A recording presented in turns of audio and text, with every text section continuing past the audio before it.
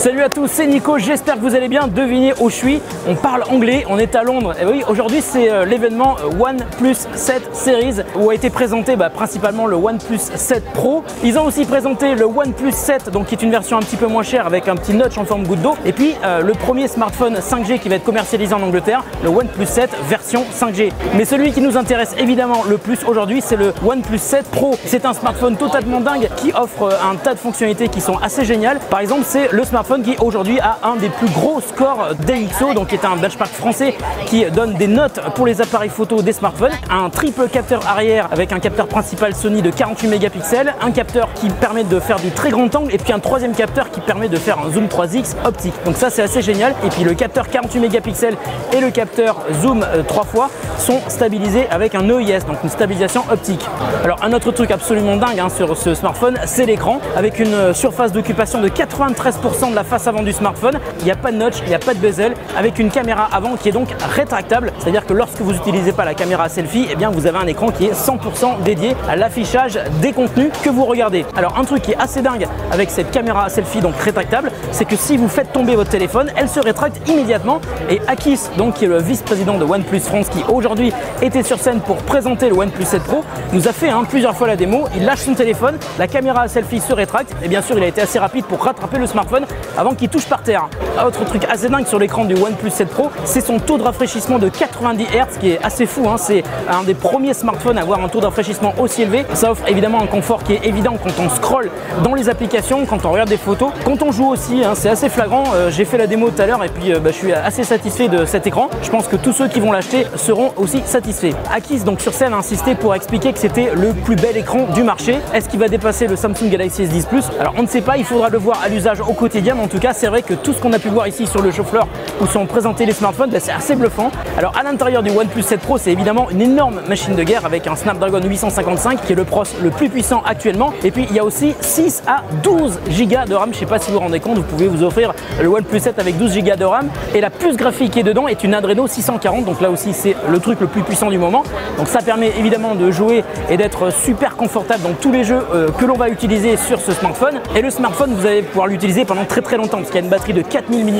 Bon, ça on a l'habitude avec OnePlus, mais on a aussi l'habitude d'avoir une batterie qui se recharge très rapidement. Et là, il y a le Warp 3.0 qui permet, écoutez bien, d'atteindre 50% de batterie en 20 minutes. Je sais pas si vous vous rendez compte, c'est assez fou. D'ailleurs, OnePlus a aussi présenté les Bullets, donc ces écouteurs wireless qui sont eux aussi compatibles avec la recharge ultra rapide de Warp 3.0. Mais pour revenir au OnePlus 7 Pro, il est aussi équipé de 2 haut-parleurs, donc des haut-parleurs stéréo qui en plus ont une certification Dolby Atmos. Évidemment, c'est pas de la hi-fi sur smartphone, mais ça permet d'avoir un son qui est très bon. Alors sur le smartphone, on a aussi la toute dernière version de OxygenOS, la 9.5, qui est basée sur Android P, mais qui va bientôt passer sur Android Q.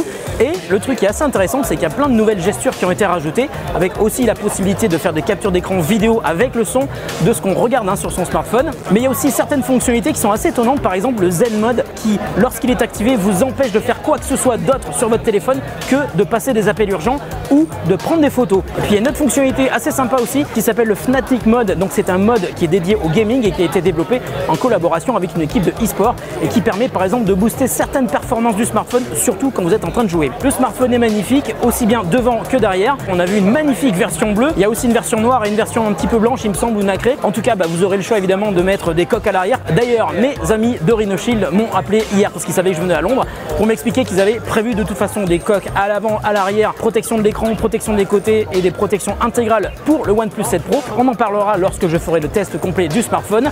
D'ailleurs, le OnePlus 7 Pro sera disponible à partir du 21 mai au prix de 709 €. Ça, c'est la version, on va dire, de base avec 6 Go de RAM, mais il sera aussi disponible dans une version avec 8 et une autre avec 12 Go de RAM et 256 Go de stockage intégré. Alors je vous l'ai dit, le smartphone sort le 21 mai, mais si vous êtes très pressé de l'acheter, il va être disponible dans des pop-up stores un peu partout en France où vous allez pouvoir l'acheter à partir du 18 mai. Donc c'est très bientôt. Je ne sais pas quand est-ce que vous regarderez cette vidéo, mais en tout cas, vous l'avez peut-être acheté au moment où vous regardez cette vidéo.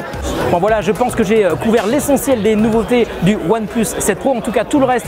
Et puis de toute façon, le test sur la durée, on le verra ensemble dans la vidéo que je vais sortir dans quelques semaines pour le test du OnePlus 7 Pro. Mais en tout cas, je voulais vous donner mon ressenti. Le OnePlus 7 Pro, c'est vraiment un très bel objet et je suis sûr qu'il va cartonner malgré un prix de 709 € qui est donc un petit peu plus élevé que le 6T et que le 6 et que le 5T et que le 5. Donc à chaque fois, ça monte un petit peu, mais c'est vrai que les performances augmentent et les fonctionnalités sont de plus en plus nombreuses.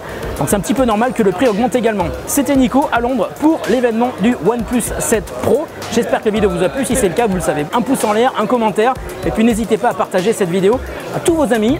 Je pense qu'ils vont être intéressés de savoir que le OnePlus 7 Pro a été présenté aujourd'hui et qu'il est vraiment génial. Voilà, salut et à très bientôt sur The Grand Test.